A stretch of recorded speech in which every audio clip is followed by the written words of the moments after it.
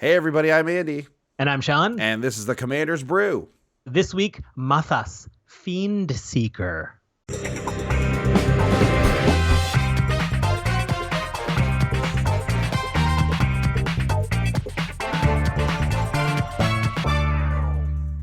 Hey everybody, welcome back to episode 112 of the Commander's Brew. Sean, how you doing? Boom. Doing great. I have somebody here who would like to jump on the podcast right away. Oh, Yeah. Let me see. It's I don't know what's going on. Oh, she's having a bath, so it might be inappropriate to bring her on right now, but I'm just going to grab her real quick and bring her out here. She is her name's Leia. She's a little black kitty. She's our new kitty. Oh, what a little princess. And she's trying so hard to climb on the microphone. Okay, we're going to put her back down here. There you go. She's a kitten, right? She's a kitten. She's 5 months old. Oh, so she wants to play with everything. You put her near a microphone, she gonna play with that microphone. Yeah, she won't play with that microphone. Well, if you're watching YouTube, you saw her, and you saw how she tried to literally stand on the microphone. Hey, buddy. So she, now she's biting my finger. So her name was Ava when we got her, and then the foster mother briefly was like, her name's Ava, and she comes to her name when you call her, and we're like, oh well, that's gonna change quickly. We're gonna change her name definitely. But then on the way out, she called her. She's like, bye, princess, and I was like, aha, that's right, she is Princess Leia. It must be so hard to be a foster parent of animals, to have to having to let them go. Oh man.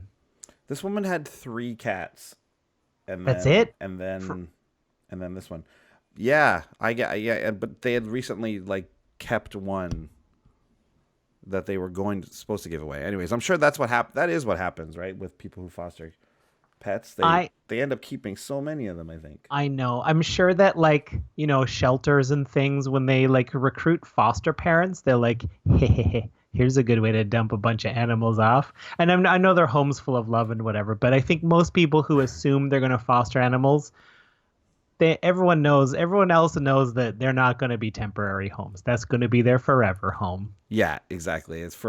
That's why when my wife was like, hey, let's just foster some cats, I was like, no.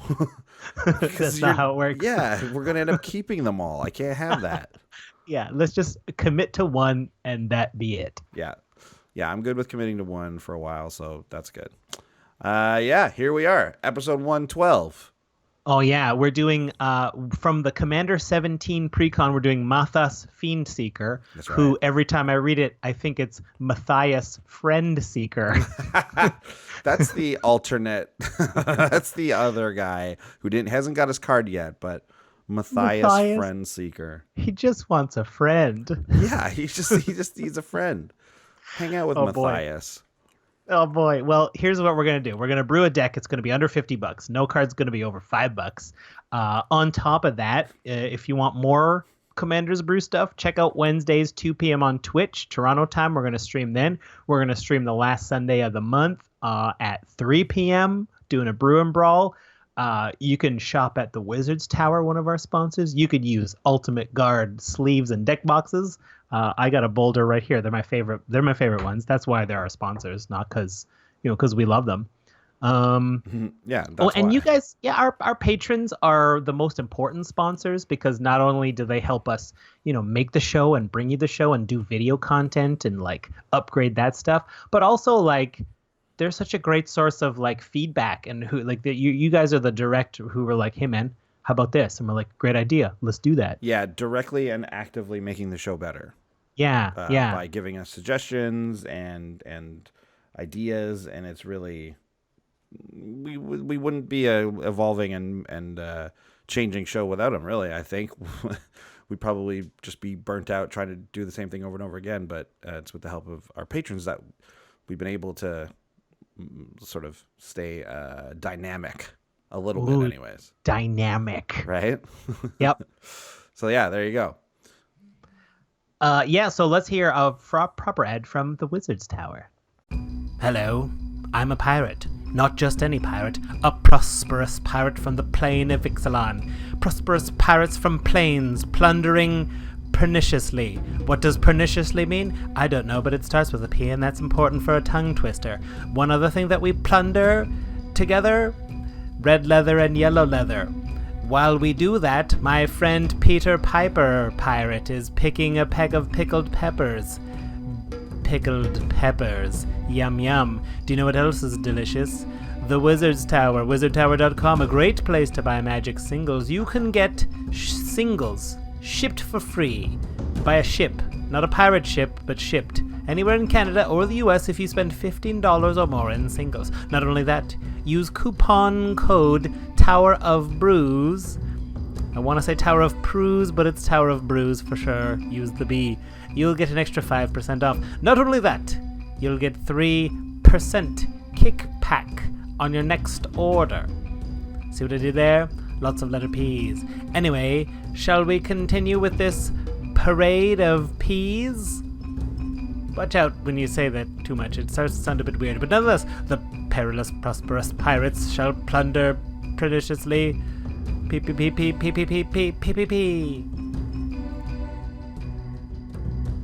Okay. Prosperous pirates is a bit of a tongue twister if you say it fast. Prosperous pirates. Yeah, it is. Prosperous pirates. I can't do it. They could have just said wealthy pirates, but they wanted to say it this way. I'm not good with tongue twisters at all. The only one I could ever do was the one that's not even a tongue twister, the woodchuck one. Oh yeah, not a tongue twister. How much wood would a woodchuck chuck if a woodchuck could chuck wood? That's not a tongue twister. She sells seashells is though. Well, maybe woodchuck is like a 1 out of 10 tongue twister. Because like how much woulda is like a little bit tricky. It's easy to say though. There's no like. Well, it's an easy one, but seashells, she sells seashells by the seashore. She sells seashells by the seashore. That's tough. One that we had to do in theater school, I went to theater school very briefly, was, I learned this one is pretty good. A perfect pot of coffee in a perfect copper coffee pot. Whoa, that's That's a high difficulty level. Yeah, a perfect pot of coffee in a perfect copper pot. Copper coffee pot. A perfect pot of coffee in a perfect copper pot. Yep, that's the part that gets you. A perfect pot of coffee in a perfect copper pot. Okay, I'm gonna get it this time. Okay. A perfect pot of coffee in a perfect copper coffee pot. Ooh, yeah. I did stumble a bit. But like it counts. It counts, yeah. We'll count it. That's a good one. Because it's long before you get to the tough part, so your brain thinks it knows what's coming already. I think that's the key. Yeah. You lock in one pattern and then the pattern changes. Yeah. Difficult. Neat. Send us a tweet with your favorite tongue twister if it fits in 100 characters. Do magic tongue twisters. What's a magic tongue twister? We did Prosperous Pirates is definitely one. You know what? Could that be a segment next week? If someone tweets at us a good enough one, or if we can manage to come up with a good enough one in the meantime, we would love to hear your magic tongue twisters. Hashtag MTG tongue twister. Now wait. We messed up the hashtag for Commander's Burn because it was right in front of us. Right. Let's make this a decent one. I don't know. I can't. I'm not good at this. Said that like you had an idea already, but you did not. Okay, so then let's commit to a boring one. Wait, then. what's a card with the name Twister in it? Ooh, Time Twister. It's one of the Power 9. Right? Yeah. Savage Twister. I'm gonna look it up. Savage tongue twister. Is there anyone with tongue in the name? There's Desert Twister, Savage Twister, and Time Twister. That's it. Flame tongue twisters. We also got Mind Twist if we want to do that. The only tongue names are like Foul Tongue Invocation, Foul Tongue Shriek, Flame Tongue Kavu. The other ones are like pretty forgettable.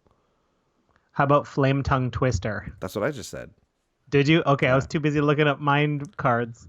I was so distracted. Flame Tongue Twisters. Is that too much? Why don't we just do like MTG Tongue Twisters? Yeah, let's do that. See? Simple. Okay. Keep it simple. Yeah. Someone will come up with a better hashtag for us as well. Yes. If tradition follows. Yeah, and it's going to be one where we're like, how have we never thought of this? Brew Twister, Brew Tongue. Nope, I can't think of it. So I'm going to go ahead and say we're good on that. And there's no way they're going to come up with a better one. Cool. Let's come up with something next week. And that's because next week we will not be doing this Commander's Burn. We're going to give Commander's Burn a little bit of a rest here. Because, you know what? I guess when you build up a bunch of burns, you're excited to like burn a bunch of cards. But after you've gotten it out of your system, I feel pretty calm and zen about cards, and I don't feel the need to burn a lot of them. So, Yeah. We're going to take a little bit of a pause on it, but it'll be back at some point when the time is right, when we feel something needs to get burnt. But we got a wonderful suggestion last time from Max Panaker for Awaken the Sky Tyrant. So let's start with his burn. He says, "It might awaken the Sky Tyrant, but I'm sleeping right through it." Sorry, I'm bringing up Awaken the Sky Tyrant. Oh, yeah, we should read it. It's terrible. There you go. Yeah, it's the enchantment that you sack when an opponent deals damage to it, and it turns into a 5/5 token dragon flying. Why would we even want this in Commander? Unless you were in some odd red enchantment recursion thing, but then you still have to wait till they hit you. That sucks. Yeah, man. I wouldn't even play this in Dragon Tribal. That's not my official burn. That's just a general burn. That's just a general, yeah. A non-comedic burn. Yeah, exactly. That's just real talk. We got one more here. Okay. This is from Fen Bogarty. The only thing Awaken the Sky Tyrant is dominating is the bulk rare bin. Yes, that is true. Yeah. This card is forever 25 cents. Forever gum. What would it take to make this good? Like a change in the rules. Well, I'll tell you what would make it good. If instead of sacrificing it, you could pay a little cost and put a dragon out. The only thing that would make this card better is different text. Yeah. That's a burn. Okay, how about this? Hey, Awaken the Sky Tyrant. I'd rather run Hammer Hand as a red enchantment. It is the cheapest red enchantment I can find, and it's being reprinted in Iconic Masters. Hammer Hand. Yeah. It's 11 cents. Really? Yeah. Weird. When you look it up on Scryfall, it says Hammer Hand, and then there's a little thing across it that says placeholder image. Oh, because they want to use the Iconic Masters one, but that's maybe not the official picture yet. Weird. So they're using the reprint you're right. picture. They are, yeah. Yeah. Because when you do that, that's gone. Oh, okay. Interesting. Good to know. I got one more here if you want. Go for it. Hey, Awaken the Sky Tyrant. You're the equivalent of hitting the snooze button 6 times and then calling in sick. That's a good move. I recommend that to anyone. After 6, you're just like, I'm not doing it today. I'm not going. I'm not getting up. I'm already 45 minutes past when I'm supposed to wake up. Yeah. Right. How long does your snooze wait? 9 minutes. Yeah, I guess that's the default for iPhones, hey? Because I think it used to be 10 forever, but then someone was like, hey, man, life hack. If we make snooze 9 minutes, then everyone saves 2 minutes every day. My old one used to be 7, I think, like from my alarm clock. Whoa. That's like cutting it tight. I felt like that was fine. Like that, I felt like that was good. And then 9 minutes, I'm almost like, that's a little too long. You get back into that REM sleep almost? I mean, probably not. I don't know sleep science. Can I admit, how many snoozes do you do every day? Here's the thing that I do because I don't like snoozing. Yeah. I set multiple alarms for different times. Interesting. And then I stop each one of them. Oh wow, that sounds like a lot of work. It's more work. It's like I'm basically snoozing, and I know you can change the length of the snooze on the phone, but I just keep it as. You can? Oh yeah. But I like. Oh my God. I like See, the thing is, I like varying lengths of snoozing. So like the first one, I'll have it long. Like I'll have that'll be like an 8-minute snooze. But that's long to you. But then I'll go like a 6-minute and then a 4-minute and then I've got like 2 minutes after. So I'm definitely getting up then. Oh it's so annoying. I hate it. I am an average of 6 snoozes. Oh wow, that's a lot. It's too many. I get up very early. You get up very early though. If I had to get up as early as you did, I'd have like 10 snoozes. But I should just like. But then I'm thinking like that's an hour less sleep I'm getting because I'm just hitting snooze a bunch of times. Yeah. Shouldn't I just learn to like Just get get up up. without any snoozes? That's kind of what did train myself to do when I had a job that I had to get up early for. When I was in high school, that was my thing. The alarm would go, I'd slap it shut, and I'd bolt out of bed immediately. Oh wow, that was the opposite of me. I was more like you are now then. Yeah. I would just sleep in and not even care if I was late at all. Definitely my parents were like, "You're going to be late. You have to get up." And I was like, "I don't care." Learning the responsibility at a young age. Yeah, definitely. What do you say we get into this Ooh, let's do it. get into this deck? I'm excited. Who are you brewing around this week? Well, we already said it a few times. Mathas Fiend Seeker. He's from the Mardu Vampire Tribal deck from C17. Red, white, black. Legendary Vampires. A 3/3 with Menace. Easy to forget that. Yeah. But the exciting part of him is at the beginning of your end step, put a bounty counter on target creature and opponent controls. For as long as that creature has a bounty counter on it, it has when this creature dies, each opponent draws a card and gains 2 life. So it's worth noting that Mathas does not need to be on the battlefield for that to occur. So like if you put a bounty counter on something, Mathas dies and goes to your command zone, and then that creature dies, everyone still gains the 2 life and draws a card. Yeah. I also want to point out the way it's worded, it doesn't matter if it has more than 1 bounty counter on it. That's right. It's still only going to be if it has a bounty counter. It doesn't. Yeah. You don't get to do it twice if there's 2 or anything like that. I also want to make a request. Can we call them bounty counties? Bounty counties. I keep hearing there's a bounty killer is like a reggae like rap artist type thing, and whenever he says his name, it's like bounty killer, and I keep hearing bounty counter. Like I keep hearing it in his voice, so that's fun. So yeah, you can call it bounty counties if you want. Go ahead. I'm not gonna stop you. Welcome to Bounty County. Yeah, welcome to Bounty County because that's the idea with this deck. Now, I gotta say this, okay? So Mathas's ability is fun and like pretty unique. But the style of deck that now Leia's she's gonna step on some stuff here. Let's just get you out of the way here, little stinker. There you go. What a little stinker. He is a little stinker. His deck is wants to be obviously everyone except the one player will gain 2 life and draw cards. So it's kind of this group huggy type of thing going on. And there's already a really good creature that has a decent sort of group huggy / pillow fort type deck going on, and it's we've built it on the show actually. It's Queen Marquesa. So this guy and Queen Marquesa kind of jostle for like that position in Mardu. So not to say there can only be one. But hopefully, I think what we've done here is we built a slightly different style of that type of deck, although it does lean on politics, just because I think that's kind of inevitable with the way the card works and everything. So we'll see when we get to it. I think this is a pretty unique build, or at least a pretty unique deck. I think this build is like something people are thinking of. To be honest, but I think it's actually an interesting deck to learn how to play. Before we say what the real deck is doing, I want to point out, like, how do you think this plays in real life? Like, let's say that you had made an enemy. Someone is like, right? Do you think having a bounty counter on someone else's creature would dissuade you from going after your original enemy, or would that just be collateral damage? Like, for example, I got one on my creature.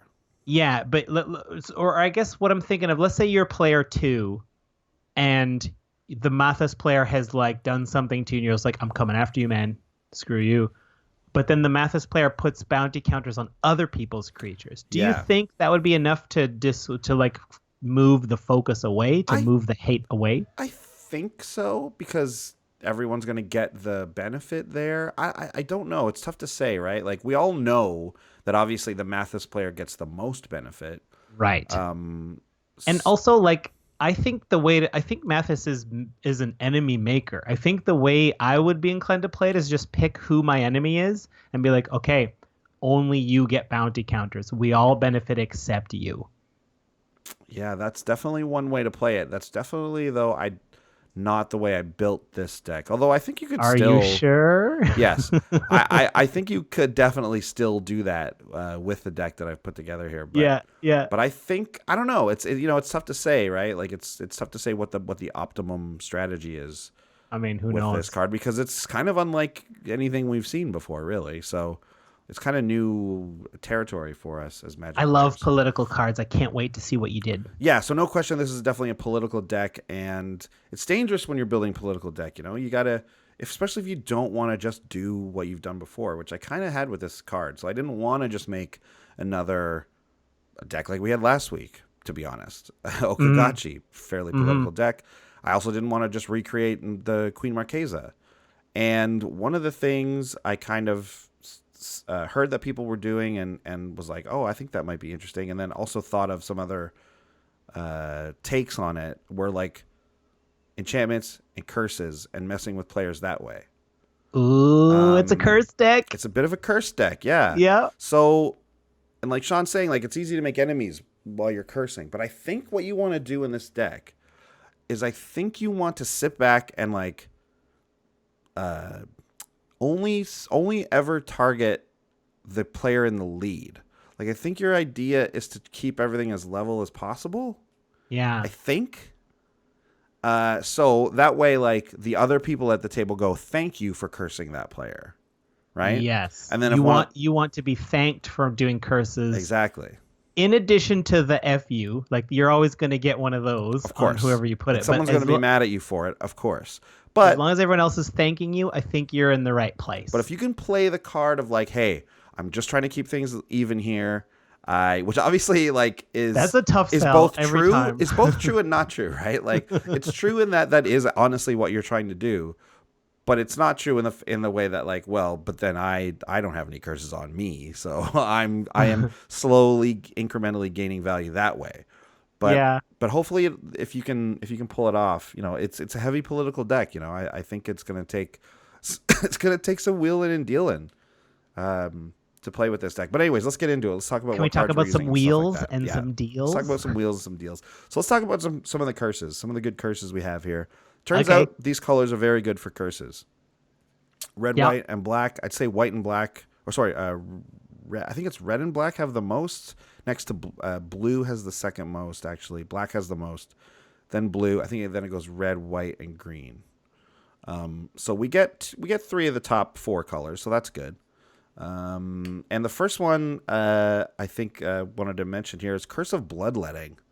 It's 3 and 2 red for an enchantment. It's an aura curse. All curses are auras. All curses and all auras are enchantments. So just know that they're all auras and enchantments. And you enchant a player, obviously, also with all of them. If a source would deal damage to enchanted player, it deals double that damage to that player instead. If someone gets out ahead, especially if they get out ahead with something like life gain and things like that, which we are giving to people. Curse of Bloodletting is going to even the score there. It's going to even that playing field. If somebody has a life gain deck, even like a Pillow Fort style deck, hopefully we can. If whenever someone hits them, it's going to do double damage. They're going to hate you for it, but then you're gonna get them back by cursing another player once they get in the lead, right? So like focus on the leader always. So Curse of Bloodletting is a great one. Yeah, and it should be easy to find out who the next leader is because this person's dead. Yeah, this person will die soon after.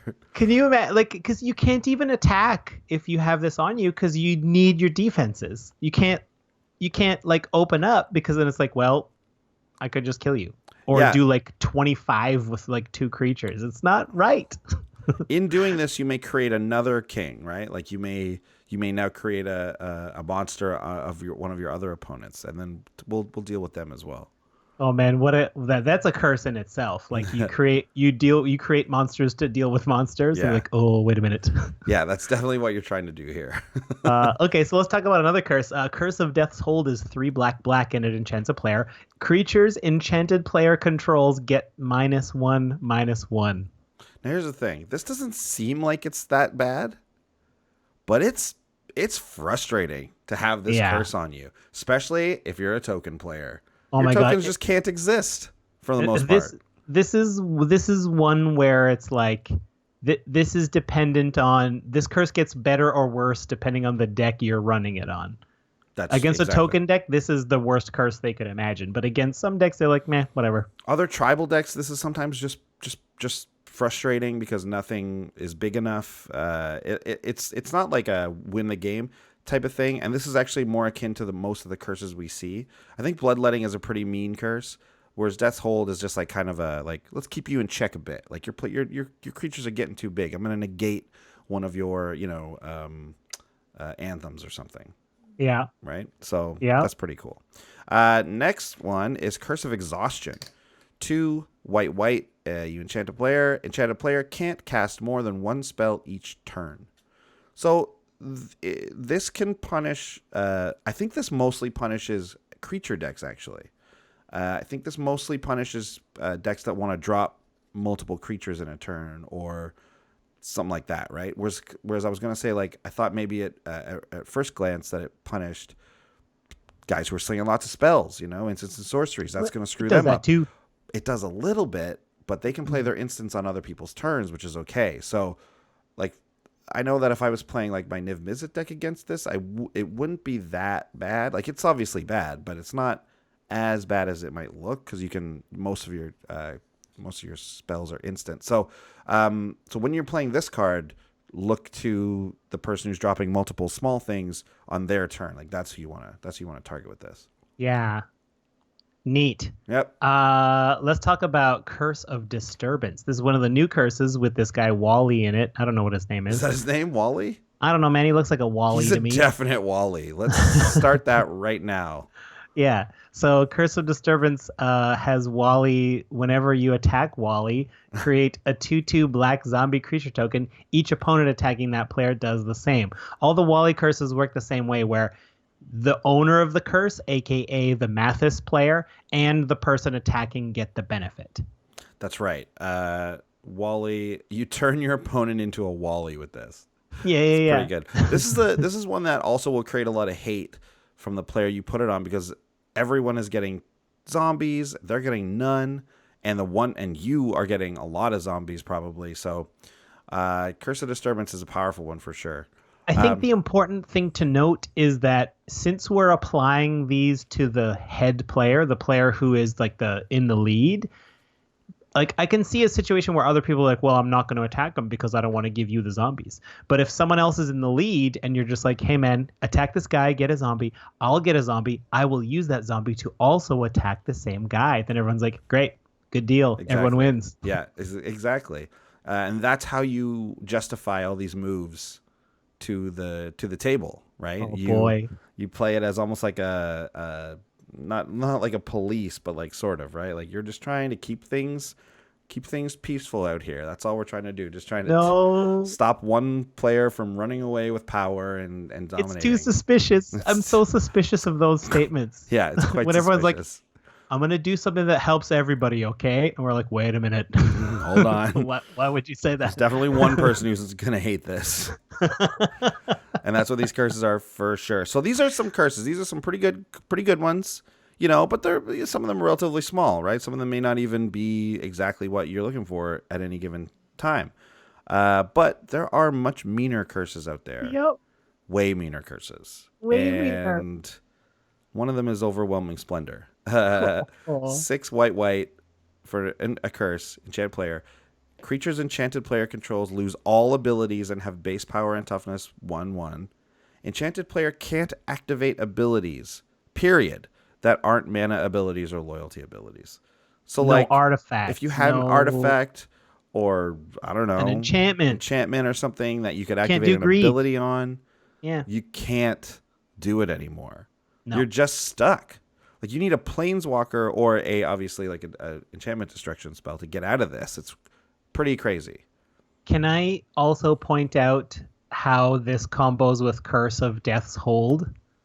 So you Yes, make it does. one player's creatures all -1/-1 and make them 1/1s. Now they can't resolve a creature ever. Now they just don't get creatures anymore. There's a lot of things. There's a couple of things like that where it's like if you really wanted to go hard on one player, like you were saying, Sean, you definitely could do that, and that might be a very effective way to play this deck. Yeah, on the flip side of things. When I saw this deck list first, I started playing around with it. I got a different impression of the purpose of this deck when I first looked at it, but we can go over that in a minute. I'll read another really mean curse in the meantime. How about Cruel Reality? It's named appropriately. 5 black, enchant player, obviously. At the beginning of enchanted player's upkeep, that player sacrifices a creature or planeswalker. If the player can't, he or she loses 5 life. Oh my goodness, this one's so mean. Obviously, if you hit the token player with this, it's not so bad, but that's what Curse of Death's Hold is for, to hit the token player. So like you're going to get someone who's going to feel the pain of this. Yeah, this is the one you put on the instant and sorcery player, like so that they're just taking 5 every upkeep. And if they had a creature, if they have their Mizzix or something out, Cruel Reality will cause them to sacrifice it. It's not a choice. No, it's not a choice. No, you don't get to choose life or sacrifice. Exactly. You have to sacrifice, and the life lost is penalty for not being able to. That's right. So these are definitely cards you want to. These are what I was picturing as sort of the late game cards.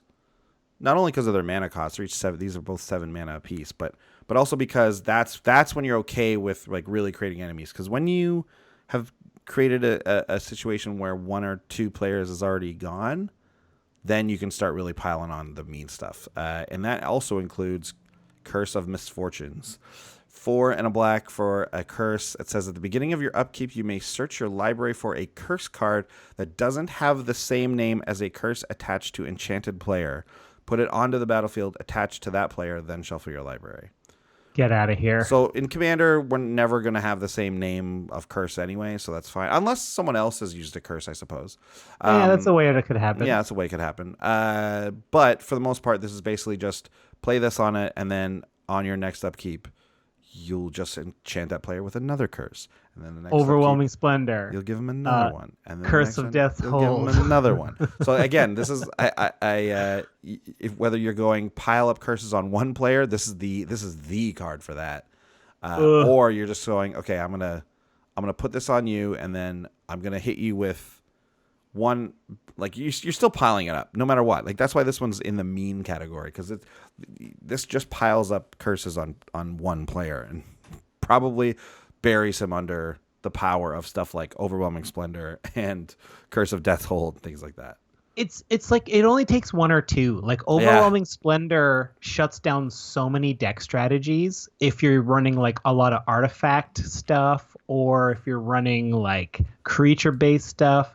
Oh my goodness, like you have access to your full toolbox of curses to find the perfect curse for that player. It's grody. Yes, it is very grody. Sorry. What I was going to say... Oh, I forgot what I was going to say. This rightfully should be in the 3 stars of the deck. It isn't, spoiler alert, because I want to highlight some other cards there. But this is not only good for getting that one player sort of out of your way, it's also good because it brings out the curses. And yeah, when that player dies, those curses will all go to the graveyard. But that's why you have a recursion, like Sun Titan. Sun Titan is 4 white. We know this one. It's Vigilance 6/6 when it attacks, and when it enters the battlefield, you can return a permanent card with converted mana cost 3 or less from the graveyard to the battlefield. So there's a good number of enchantments, of curses that you'll be able to get back. Some other permanents in the deck as well. You don't need much for Sun Titan to be good, but we definitely hit that critical mass, so we're happy with it. It's not going to get back some of the bigger ones, obviously, your Cruel Realities, your Overwhelming Splendors, but there's a couple of nice ones that it will be able to bring back and enchant a player right away. Yeah, and if that's not enough, we got Crystal Chimes. That's 3 colorless for an artifact. 3 tap, sacrifice Crystal Chimes, return all enchantment cards from your graveyard to your hand, and we're back in business. Absolutely. It's like having Curse of Misfortunes, where you can be like, this turn, this card. Next turn, this card. Oh, I got enough mana for 2 of them at once. Maybe a Curse of Misfortunes and another curse to hit you double next turn. I don't know. That's right. And then more of a one-time solution. We got Ironclad Slayer, which is a 3/2 human warrior for 2 and a white. And he says when he enters the battlefield, you may return target aura or equipment card from your graveyard to your hand. So this guy will get you one good one back into your hand. And there's a lot of creatures that do this sort of thing. This guy also does equipment. So if you somehow, if you need to get your Swiftfoot boots back or something, he'll also grab that for you, which is a nice little upside. Yeah. He's also a 3/2, which all of the other ones, Auramancer, are 2/2s, and they're for 3. So this guy's just better. Better body. Yeah. This guy hits the gym. Mm-hmm. Oh, yeah, he does. Look at that. He's massive. He's got so many spikes on his armor. That armor alone must be like $150. He looks like Juggernaut, but like with a, I don't know, got inspired by dog collars. And if we can assume that's made of iron is not a light metal. Like, true. That's very heavy. I have an iron pan, and it's like it makes me feel like a small person whenever I pick it up. I'm just like, why is this pan so heavy? Yeah. It's just a pan. I shouldn't be applying effort to move it. Cast Ironclad Slayer. Yeah. He just got that sleek black iron metal all over the place. You can fry eggs on me. Hey, don't use soap on me. You're not supposed to use soap? No, you're supposed to, because what do they call it? Because it once you've cooked a bunch in it, it like has, I mean, I don't know the word, but it has the character, and then it's like a real iron pan. That's when it makes good food. Really? Yeah, you're supposed to just use moist, like warm water. Weird. Yeah. I don't have a cast iron pan. I should. I had one once. They're good. Yeah. Anyways, okay, so like Sean said, and he's completely right about it's inevitable that someone's gonna clue into your plan and start to dislike you for playing all these curses and putting all these bounty counters on their creatures and things like that. Yeah, I forgot about the bounty counters already. Yeah. Like you're still doing that. You're still, if that's not enough incentive to take out the top guy, you got bounty counters and curses on him. The rest of the table's like, yeah, sure. Yeah, and like there's other stuff in this deck that basically so basically you want to be sitting back and saying, hey, that guy's the leader, kill him. Here, I'll help you guys by placing this curse on him. Or hey, this creature is a very big threat. Here's a bounty counter so that we can all benefit when it dies. So everyone please help out and kill it. Like I'm doing my little part to incentivize everyone and help them attack and things. So attacking, you're incentivizing attacks with this deck. And if you do that, though, people will attack you, so you obviously have to stop that. And this is a pretty standard setup of things. Like we've got, Ghostly Prison and things like that in here. But I did want to just run over a couple other things that kind of help you skip the hate. One of them is Windborne Muse, which is basically Ghostly Prison on a creature for 3 and a white for a 2/3 with flying.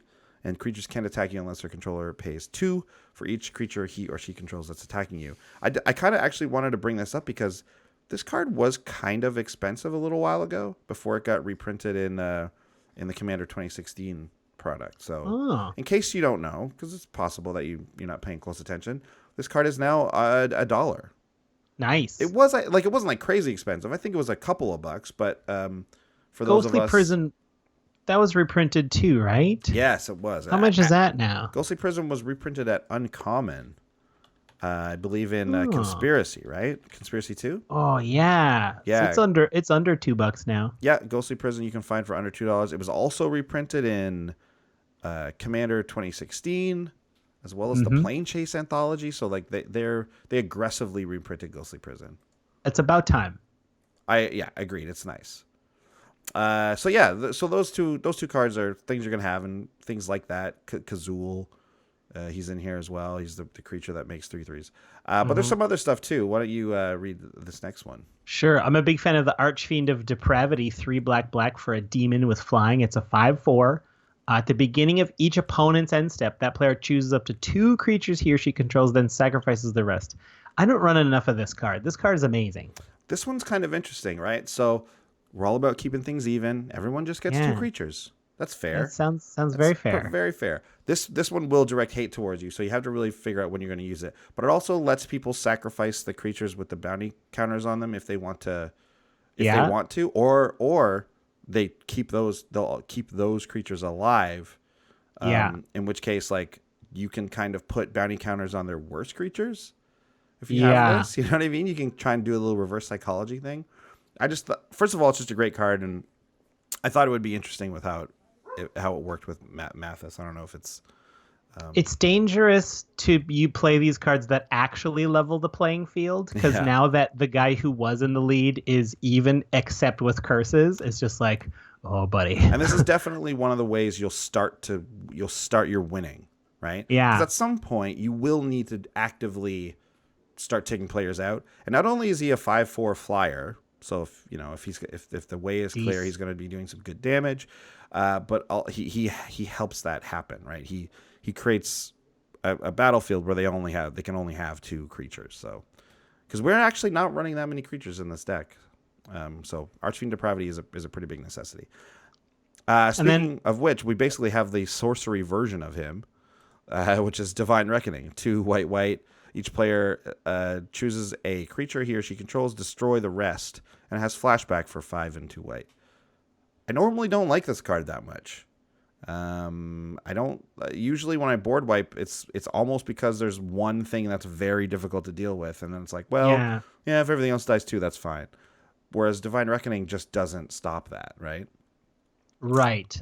Like if it's the opponent's commander who's like got swift boots on it, and we're like, I can't touch it, and it's just dominating. Yeah, and it's like, well, this doesn't help.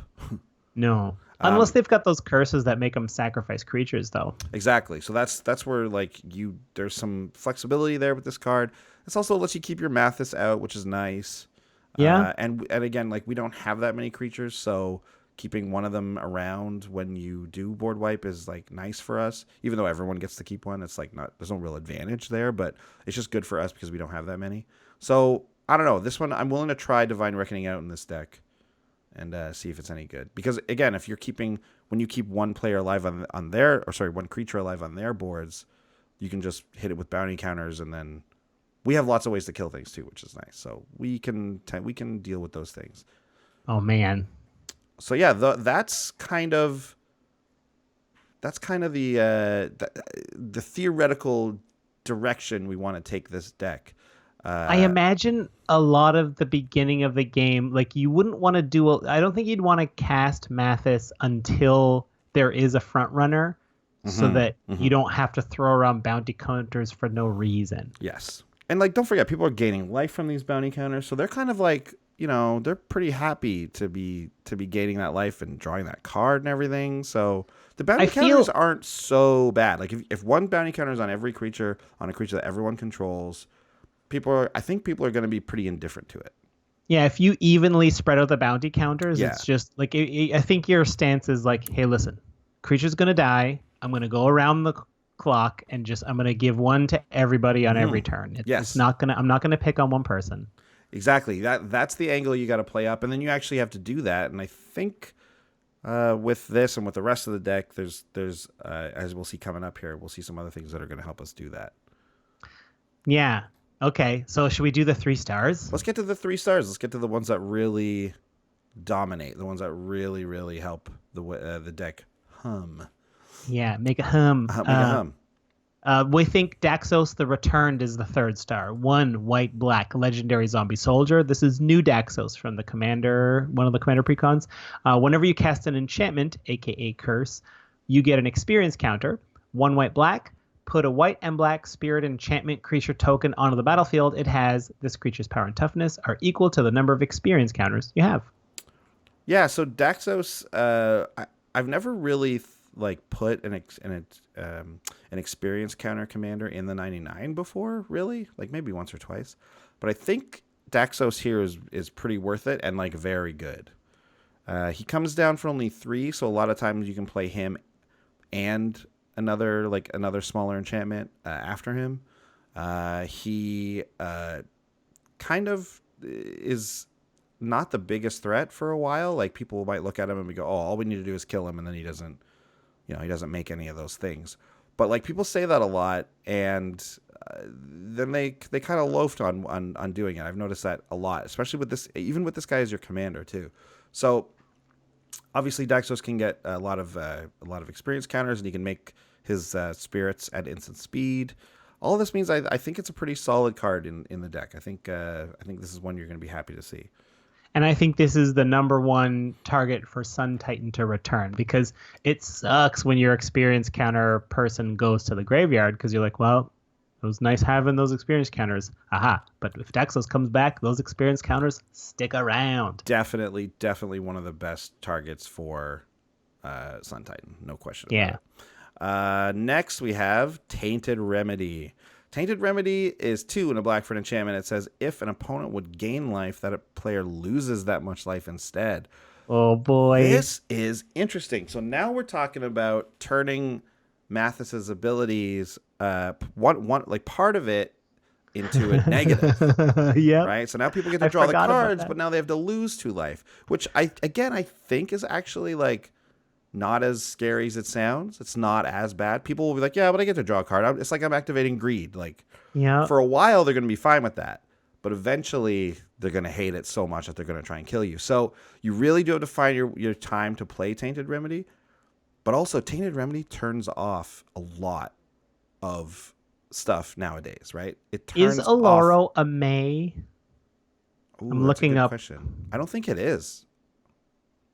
Aloro is... Nope, it's not a May. You gain 2 life at the beginning of your upkeep. all these vampire shenanigans, all this Orzhov life gain decks, Karlov. If you have any of these in your meta, and I know because I've played against Tainted Remedy with the Karlov deck, and it's just torture. you can't do anything. Yeah.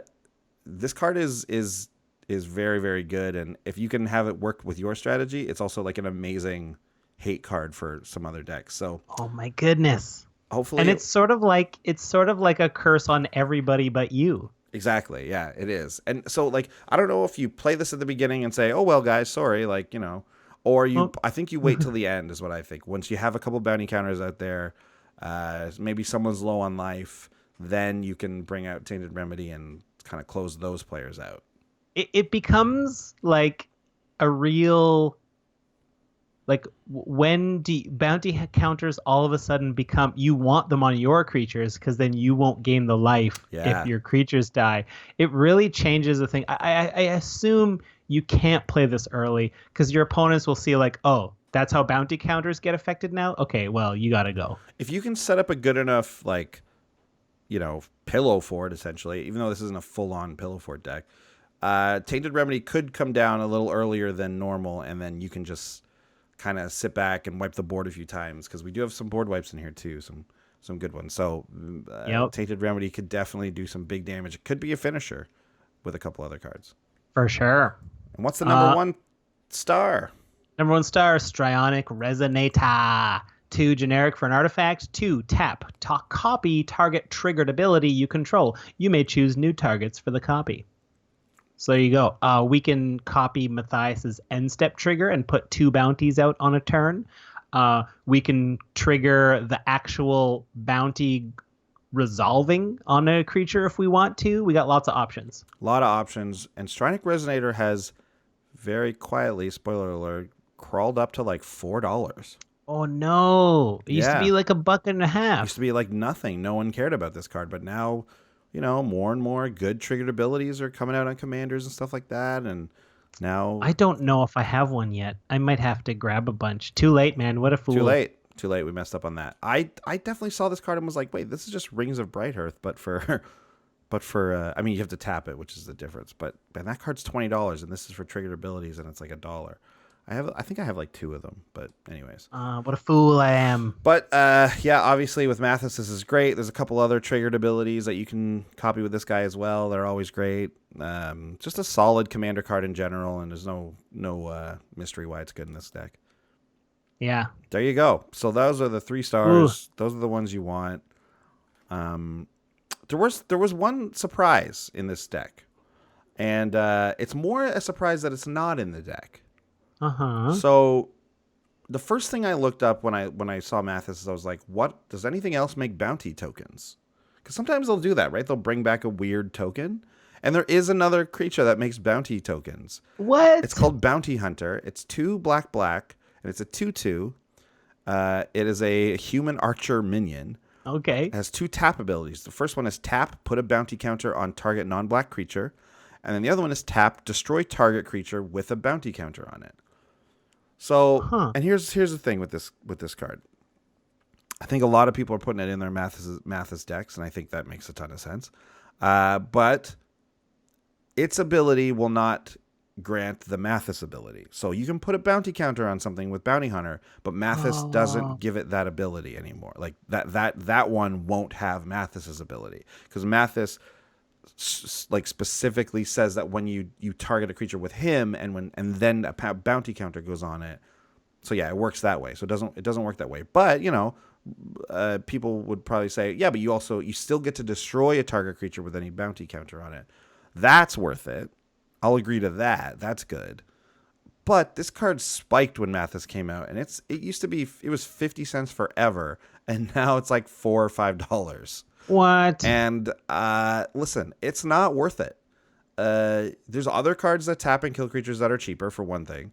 And the other thing is that, like, you actually don't want to just sit back and pop off everybody's creatures with this tap and kill ability. You want other people to collect the bounty for you. Exactly. You don't want to be looking like the person who's doing the killing. You want to be the person who's simply incentivizing. You want to be the Jabba the Hutt, not the Boba Fett, right? Like, you want to be.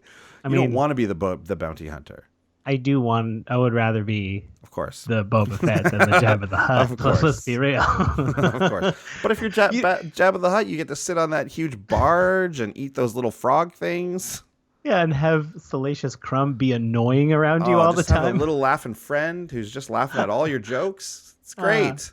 Yeah, and just be the symbol for what, like, Lucas's meddling and adding dumb CGI later in it. But at the same time, be a symbol for the crazy innovation and live action puppeting that happened in the original series. So, it's a real 2 sides of the coin thing with Jabba the Hutt. And I suppose you get to pretend you're the parody equivalent Pizza the Hutt. Yeah, there you go. From Mel Brooks' Spaceballs. I have to admit, Pizza the Hutt did look delicious. Oh God, no, it didn't. It looked so gross. Are you kidding me? That like the shiny pepperoni. It looked fresh and hot. No, it looked so weird and gross. I remember thinking it was melty disgusting. Cheese? No man, I'd eat a slice. Gross. It always reminded me of what's it called? The big heap from the trash heap from. From Fraggle Rock. Fraggle Rock, yeah. Yeah. Okay. Anyways, so Bounty Hunter is good. Don't get me wrong. I'm actually like I'm justifying not including it in the deck by saying these things, but it is actually still pretty good in the deck. If it was cheaper, I'd definitely include it. But it's $4, so there's no way I'm putting this in. It's just not worth $4. No way. Man, I hate when speculators do that. Oh, it even says here that on Scryfall that it's 50 cents still, but it's spiked. Like everywhere, you can't find it. If you can find it for 50 cents, grab it. But like what? Like why though? Like if you didn't want it at 50, why do you want it at? You do want it at 50 cents. You don't want it for $4. Like it's worth putting in there. It's more of a budget takeout because it's not that essential in the deck, right? I guarantee nobody wants more than one bounty hunter ever. Oh, I know, and you can, if you look on eBay, people are selling play sets of them. You do not like. There's zero reason to want more than one. Yeah, but I'm sure people bought them in. They bought stores out because they thought it was going to be a spike. I hate that. I think that's the worst. That makes me mad. Well, I mean, it's playing the market, right? Supply and demand. If we don't buy them at $4, which I'm advocating you to not do, because it's actually not that good, then the price will go back down. Yeah. Probably not down to 50 cents again, but anyways, we're not finance guys. We're just uneducated town folk. So that was a surprising not include, I would say. Yeah. Okay.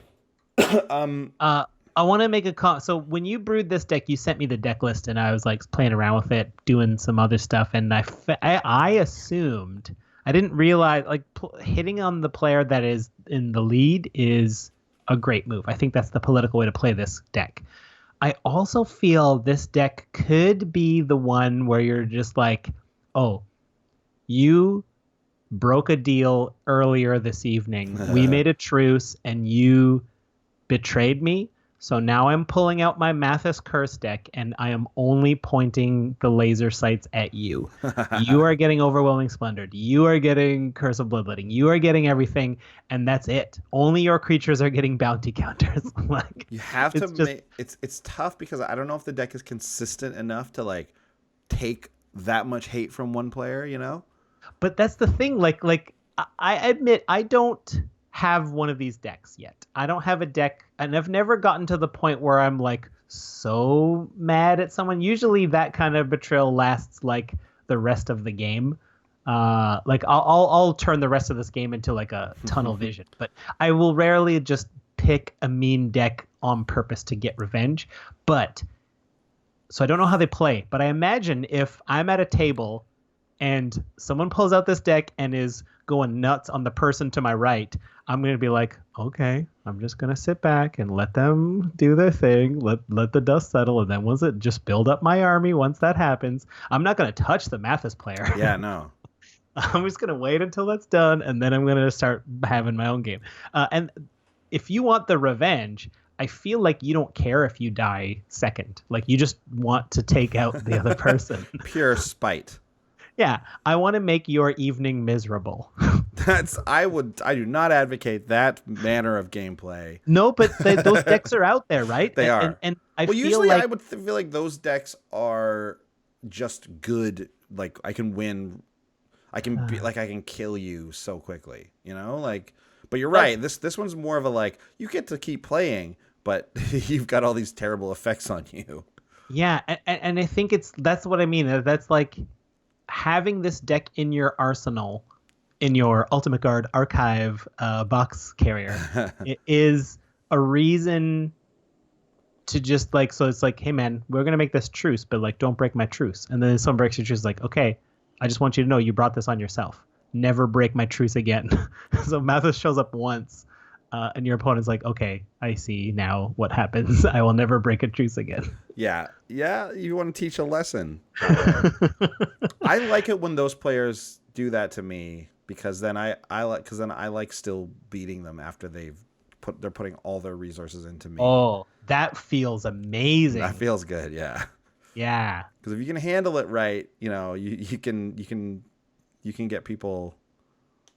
You can get people pretty mad and then like get them to tilt or whatever. It happens. Because the only reason they're running this deck anyway is because they're already so tilted. And if you just like beat them anyway, they're just gonna be like, they're just gonna explode. They're gonna explode. I mean, I don't want people to be so mad they stop playing, but I feel like if you're mad, cool. Well, I mean, this is the thing. If you have a deck that's just designed to play when you're mad. Like you have a thing with getting mad after losing games. So if you're gonna come at me with it, like, fine, I'll bring out my good deck. You know, like if you declare that that's what's happening, then I'm gonna bring up my good deck and just like we're going at it 1v1 for a while. It looks like amazing. Yeah, it's very interesting. You know what I would like to hear? I would like to hear if our listeners have some really good, like I'm going full on like nuke arsenal against one player. Like, do you have any interesting and fun stories about like when you decided to go full tilt on someone? Yeah. Or when someone decided to go full tilt on you, but you rebuffed it? Like that, I would love to hear some stories about that. Yeah. That might be an interesting deck idea, to build a deck that is a ticking time bomb, but with no direction until someone's just like, we'll just wait for the first person to wrong me. I'm going to explode on you. like you're just building up all these like ways to just make someone's life miserable, but you're not doing anything until someone gives you a reason. Yeah. The deck's called Gimme One Reason. Give me one reason to stay here. You and I have had some good moments where in games like one of us will turn on the other or just attack each other out of nowhere or whatever, right? Like I find that's been happening a lot lately. Yeah. It really is one of those things where it's just like, why are you doing that? No, I don't know. What I'm saying. It's like, why are you doing that? It's like, meh. It's like, and then so sometimes here, I'll admit, here's the one thing that I get bogged down in that kind of gets me all salty. I don't know if I should admit this, but like when I can tell someone is like just being unnecessarily aggressive, sometimes I'm just like, if you do this, you're going to make an enemy out of me. And they're just like, I was like, just admit that you're making it, that you're bringing this on. I'm sorry. Just admit it. Just admit it. You just admit you're doing something. Just admit it. Is that you doing your impression of me when I'm going, sure. Yep. I'm just gonna do it. It's got time to do it. Like, well, I got to attack someone here, and yes. I got this big guy out here. He's not doing anything. Otherwise, if he's not attacking, so. And I just want you to admit that is an act of aggression that will not stand. But you're just like, well, I just got to do it. It's got to happen. It's not my fault. Yeah, I mean, why am I having this in my deck? I got to attack. I got to win. I got to try and win somehow. You don't have to attack right now. I have to try and win the game by doing certain things that the deck wants to do. Well, right. Good luck winning if you have all of my rage now, right? That's exactly how this conversation goes. Okay, well, all right. I'll get some of that rage, I guess. Okay. This is exactly it. We have given you a reenactment of several our last several games this has happened. And then Sean gets so mad because I attacked him boy. But also there's be times when like I'll attack you early in the game and it's this exact exchange, but it's not even like some crazy big creature. It'll be like I'm just attacking you with like my 4/4. And it's like, why are you doing that? Why? You don't have to do that. And it's always because it feels like I don't know. It's like you figured that you haven't been doing anything that warrants being attacked, but you're getting attacked. Yeah. And it's like, I'm attacking you because you're you. I mean, right. And you like win out of nowhere sometimes. And you're very good at looking like you're not doing anything. Oh boy. I think about that a lot. And I'll admit that I put up resistance when people attack me because that's politics, right? Yes, of course. I make a big deal out of it to dissuade other people from attacking me as well, right? So like that's part of my job is to like not be like, yep, no, that makes sense to attack me. Go ahead. I don't want to give other people the idea. Yeah, some people get too mad about it. Yeah, I think you don't. I don't think you do. I think you play it correctly, right? Where I exaggerated a little bit, and it's like it makes a person think twice, definitely, which is exactly what you want to do. But you don't want to get like too mad and actually think that the person like, oh, does this guy hate me now just because I attacked him? like you know what I mean? Keeping it inside of the game has always been a good thing. Has always been a thing I think our play group has been very strong at. Yes, and I guess that's what I was referring to earlier. Yeah. I've never kept it beyond one game where I would want a revenge deck where I'm just like, I need this revenge deck. And even if you do get like legit mad, it's good to and I think again we've always been very good at this. It's good to look back and see the plays that led up to it and be like, I would have done that too.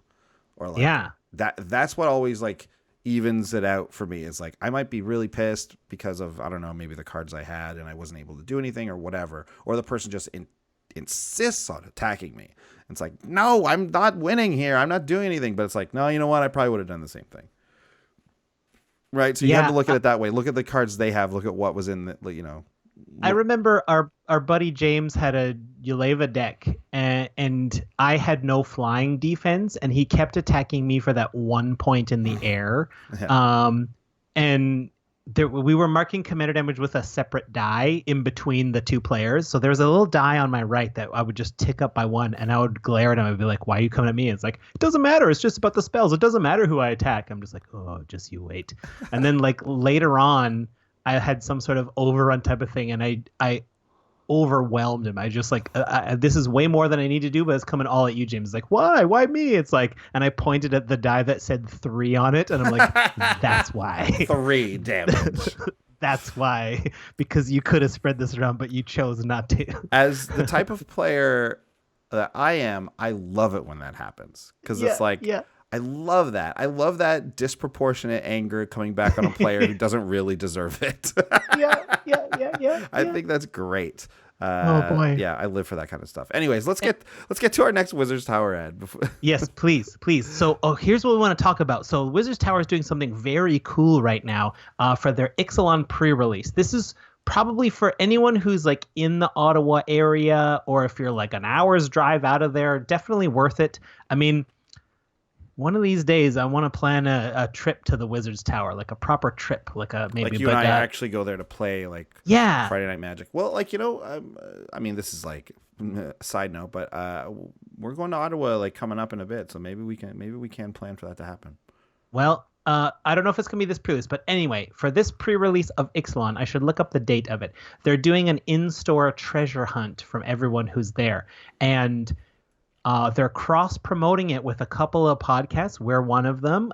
They also sponsor the Disorganized Wizards Club. That's a great competitive, sort of standard, like competitive format podcast. I highly recommend those guys. So if you listen to our podcast, which you're doing, and their podcast, we mentioned a particular Ixalan pirate card earlier. That's your clue from us. You're going to have to remember when we mentioned it and think back to what other part of the show we talked about Ixalan pirates. But that's the card you're going to need. That's our clue. That's all we're going to say on the subject. But if you're there, it's cool. There's a lot, like, you can fill in your little treasure hunt thing, and they're one of the top Ottawa area stores. They always have huge tournaments and huge action stuff going on. It's worth, like, I know a lot of people do take trips out there from Toronto and Montreal for some of their bigger events. Yeah, it's a great store. I've been there many times now, and it's great. It's big. It's got everything you want in an LGS. Yeah. Okay, let's get to the budget report. This is where we take song if you let it go long enough. Yeah, it's great. This is where we take all of the cards and we put bounty counters on all of them. We kill them and we see how much money they give us back in bounty. Oh, yes, we will see. Hopefully they'll give us quite a bit back. But not too much. So the budget report this time, we actually came in over budget if you count the commander, but I think we weren't counting the commanders for these, right? I mean, we went up and down on that because so many people bought them as pre-cons, and like, is Matthias actually one that people are paying money for? His name is not Matthias. His name is Mathas. Mathas, right? But anyways, at any rate, so without Mathas, it's $49.71. And with him, it's obviously he's like around $4, so it's about $54 rather. The number one, the most expensive card in the deck is, like I mentioned, Stronic Resonator is up and around $4 or $5 now, and that's it. He's the number one most expensive card. This card is great in the deck. I think you're gonna want to keep it, but if you did want to, if you wanted to save a few bucks, you could cut it. But we had him as the number one star, so I'd say you want to keep this card in there. Yeah, that makes sense. I think the next most expensive card is Cool Wrath Knight. Cool Wrath. It's 5 CMC. It's 3 Rakdos, so either red or black. It's an Elemental Knight, 3/3 flying. Wither, so it deals this damage in the form of -1/-1 counters. And creatures your opponents control with counters on them can't attack or block. That includes bounty counties. Yeah, you may remember this card from our Jund -1/-1 counters deck. And I thought of it right away when I thought of Mathas, because what an amazing thing. Mathas now not only creates a bounty on that creature, but it freezes that creature. It can't attack, it can't block, it can't enter into combat. It's great. So now, I mean, you kind of get rid of it without the bonus for everyone, so that's kind of good and kind of bad. So it depends, right? But I think this card is really, really great. I think you want to keep it in for sure. And a third most expensive card. Cool Wrath Knight is around $370. Sun Titan still around $350. We've been seeing this card pop up a lot lately in our budget reports, and it's $350. It keeps shrugging off those reprints and keeps that price like fairly high, I guess. Yeah, man, such great recursion. It's so good. Whatever. We love this card. We use it all the time.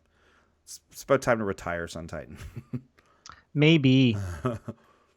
Okay, so this is an important one this time. Out of budget cards. There were a couple of real key out of budget cards that we weren't able to fit in on this episode, but I wanted to mention them Sneakily, Bounty Hunter was one of them. Yeah. But there's a couple other ones that I think work really well with Mathas, especially when you get down to the point of the game where you want to start denying people those bonuses that you're giving them. One of them is Stigma Lasher. If you just want to get rid of your opponents gaining life, Stigma Lasher is crazy. It's 2 red for a 2/2 elemental shaman. It has Wither, and it says whenever Stigma Lasher deals damage to a player, that player can't gain life for the rest of the game. It essentially makes a little emblem like that they can't gain life anymore, no matter what. Yeah. It's nuts. Yeah, that's it. This card's around $5, so it's not cheap, but has a lasting effect. And if you can get it down, especially early, obviously this is going to create some havoc. Your opponents, at least one, probably maybe even more, won't be able to gain life for the rest of the game. I like that. What's the next one here? Sure, this one's out of budget. It's Erebos, God of the Dead. These gods have only been climbing in price because they're just so amazing in Commander, whether or not you take advantage of being your devotion. So this is the black one, 3 and a black. It's God, it's indestructible. Your devotion has to be 5 or more, and then Erebos becomes a 5/7 indestructible. Your opponents can't gain life, and 1 and a black, pay 2 life, draw a card. So he's greed plus preventing opponents from gaining life on the surface. I would run a 4-mana enchantment that just did that. Yeah. Erebos is fantastic. He's just under $7 these days. This is something I think they'll reprint this cycle of like the monocolor gods eventually. I hope in so. Like a Masters series. I can see that coming. You know what I mean? Like I want all of them. Do all of them. I know. Yeah, maybe. Who knows? I think that's a lot to ask for, but I think these guys will be reprinted eventually. But until then, and who knows when that's going to happen? That might not happen for a long time. Yeah, you get into the problem with like Kokusho and them. It's like you can't really do those at rare. You can't do Erebos and Perforos and Athros at rare. No. That doesn't seem right. So then you need like 15 mythic slots to cover all of them. It's just never going to happen. It's too much. But I can, like I said, I can see them reprinting the monocolored ones though, because those ones are like those ones are the ones I think that gain the most in price. Although I guess Athreos is pretty expensive. Keranos is very expensive too. Yeah, Keranos is too. But like Erebos, Perforos, I guess like Heliod, Nylea, and Thassa. Thassa was expensive at one point, and did it get a reprint? Did it get reprinted in Commander in the mono blue deck? No. I don't know. I thought it did. Maybe it did. I'm looking it up. Thassa, no, it was never reprinted. Oh, okay. Well, hopefully these guys will get reprinted because they're great, and we could use the little bit of a price decrease. But in the meantime, like I think this card is worth the money. I went out and bought an Erebos just because I really wanted one. It's so great. So yeah, if you can afford it, grab one and slot it right in this deck because it'll still let people draw the cards from Mathas, but they won't be gaining the life, obviously. And finally, we have Alhammar's Archive, which is just pure bonus on your side. It's 5-mana artifact, legendary artifact. If you would gain life, you gain twice that much life. And if you would draw a card, except the first one you draw, each turn you draw 2 instead. So like this is just gravy. So this is all those bounties. So good for you bounty wise. It doubles your bounties basically. It's killer. And this card is around $7.50, almost $8. Magic Origins. Wow. Yeah. This is I knew this was a huge Commander card when I got it. I should have bought a whole bunch of them. Like I should just trust my instincts on these things, you know? Like I remember at the time people were like, yeah, it's pretty good. It's like, you know, it's not bad. But like eventually it's just gonna go up in price like so much. I think so. Like, what about Lifecrafter's Bestiary, right? Like, just like if you don't have 4 of them, get 4. That is when I actually did that too. So you will eventually want more. Did you do that for Sword of the Animist? Probably not. But like, I bet you wish you had 4 now. Like Sword of the Animist, you wish you had Infinity. They've reprinted that a bunch, but you're right. It is still kind of pricey. You just know whenever like you get like let's take a like is this a good time to bring up Ixalan? Like what Ixalan cards coming up? Maybe not. Maybe we're out of time to do like in-depth stuff, but like we'll talk about it when we do our set review of Ixalan, which is coming up really dang soon. So but you know what? I wanted to talk about this and we're at the end of the show here, but If you've stuck around, congratulations, because now you get to hear us talk about Iconic Masters a bit. Iconic Masters Okay. is released, and the full spoiler's out. How do we feel about it, Sean? How do you feel? You know what? I think they did a great job at balancing having cool, in demand reprints with a draftable format because they didn't put the duddest of duds in Mythic. There's a couple of rare duds, but not too many. And I think for the most part, any Mythic and rare is a card you would want. And a lot of the commons and uncommons, there's quite frankly a ton of duds in there, and I don't see a lot in there that I actually want. But that to me is the perfect balance for a draft environment, because then if you just want to crack packs, you're getting good rares and mythics. If you want to draft it, cool. The commons and uncommons make it so it's fun and draftable with the occasional bomb, but like that's fun. Yeah, I'm torn on whether or not I think the draft environment will be good, but I also am torn on whether or not I care. Like, I'm never going to draft this thing. It's $10 a pack. They're going to charge more for it. I mean, I hope I would like to draft it. Might draft it online or something, but I'm going to go to a LGS and draft it once for sure. I'm with you. I'm happy with the mythics and rares. There's a couple of ones we mentioned before we started recording. The Archangel of Thune is getting a reprint. Which is like, why wasn't that card been reprinted? It's stupid expensive for like seemingly no reason. The Praetors are getting reprinted. That's fun. Oh yeah, and a real huge burn on the mythic from the last Modern Masters, the mythic dragons, like Kokusho and like all those ones. Yeah. Those were mythic, and now they're rare. So screw you, anyone who opened a mythic one way back. Yeah, why were those at mythic? Consecrated Sphinx is being reprinted in this set. That's good. At mythic, Mythic, but also like some of these rares, like Cryptic Command is rare.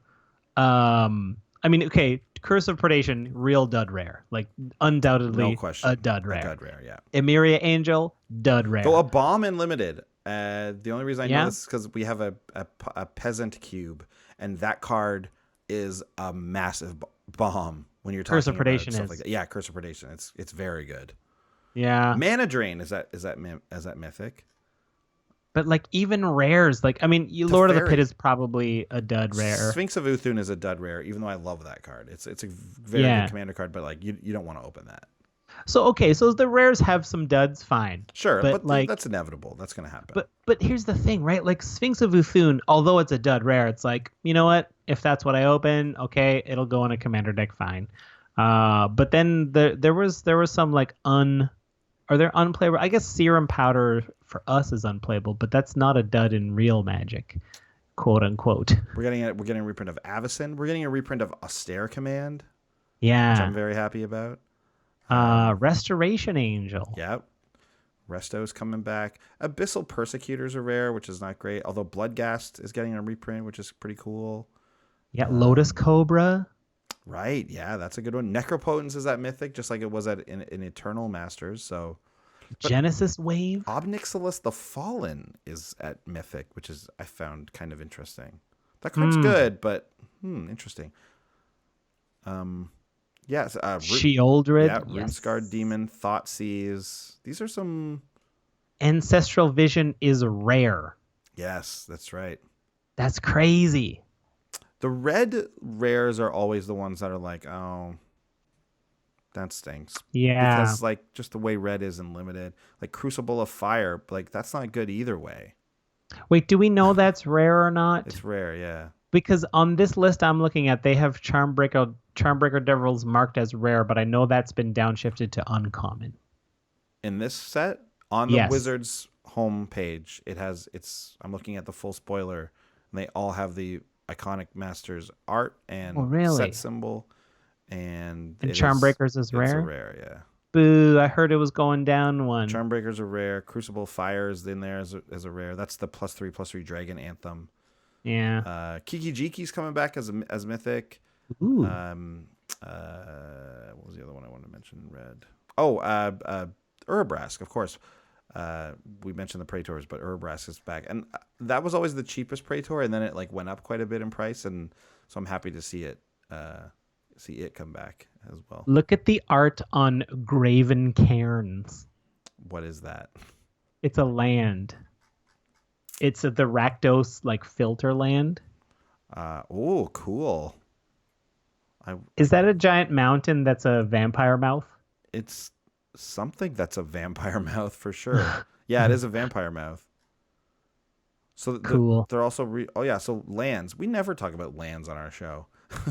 Have you noticed that? Well, because like they're it's like because all the good ones are too expensive. But your mana base is fine. Every time I meet a new person who's new to Commander, I always tell them, like, we always do a podcast about budget decks. I'm like, how do you do a budget deck? It's like, we spend $3 on land. You're like, what? Yeah. Are you still able to cast everything? Yes, I cast everything every time. I never have any problems. That's true. I have a problem 1 in 100 games. Yeah, that's true. And usually that's tied to flooding or or getting screwed, as opposed like with lands, period, not necessarily colors. Yep. But yeah, you're gonna be happy if you open your Grove of the Burn Willows or Horizon Canopy. Like, you're gonna be happy with those rares as well. So yeah, that's good, right? Like, I'm pretty pleased, like you said, with the rares and mythics, because it doesn't feel like there's a lot of duds in there. Yeah, and even in the uncommons and commons, like there's a lot of duds that I don't care about much, but like they're still kind of runnable in the right deck. Like Indulgent Tormentor is uncommon. That's the one. It's a 5/3 flying that at the beginning of your upkeep you draw a card unless an opponent sacks a creature or pays 3 life. That's not bad if you're running a lot of. I run that in a lot of decks that don't have blues for card draw in there.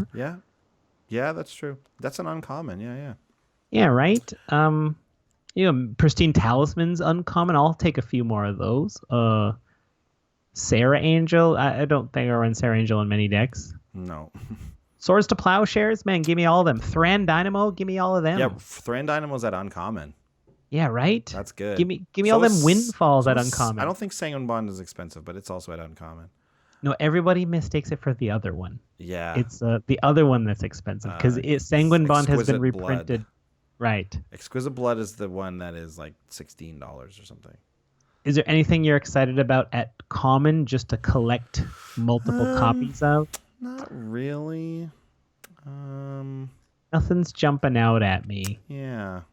It's definitely like all the rares and mythics. I mean, more Evolving Wilds, but they give one of those to us every set, so you should never have a shortage of those. I mean, I'm not like Mannequin.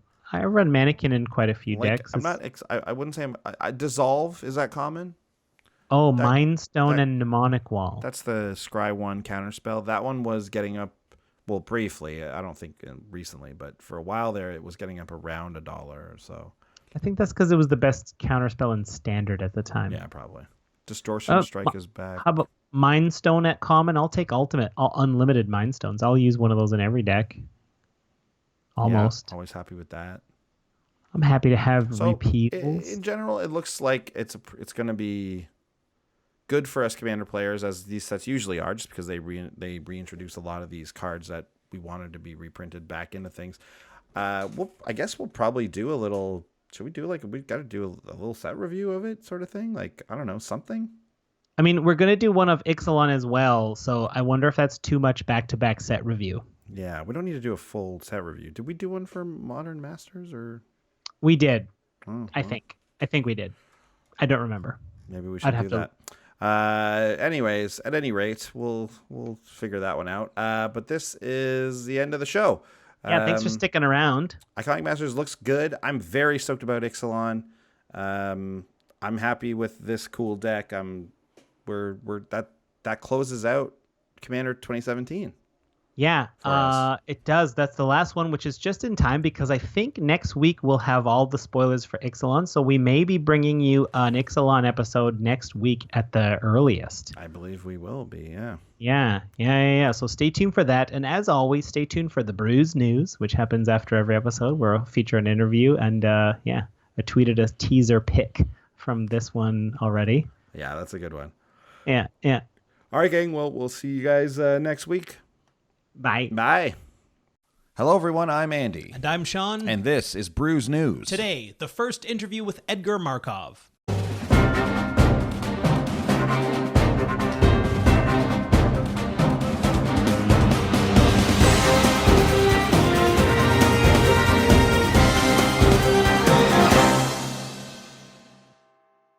Hello, everyone, and welcome back to Brews News. Tonight, our top story, an exclusive interview with Edgar Markov. With the release of the C17 Precon decks, this will be the first interview with the head of the Markov vampire clan. We go now live to Andy Hull, who is in the field with Edgar Markov.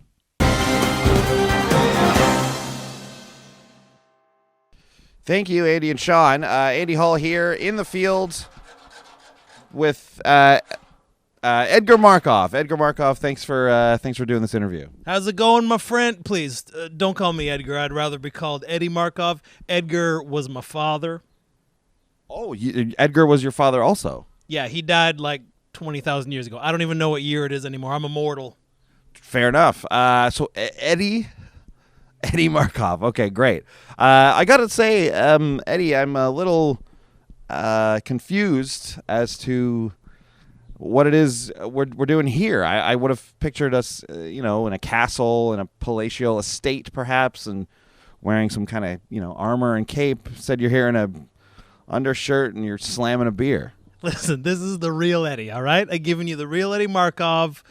The castle, that's there, but that's like, you know how hard it is to maintain that?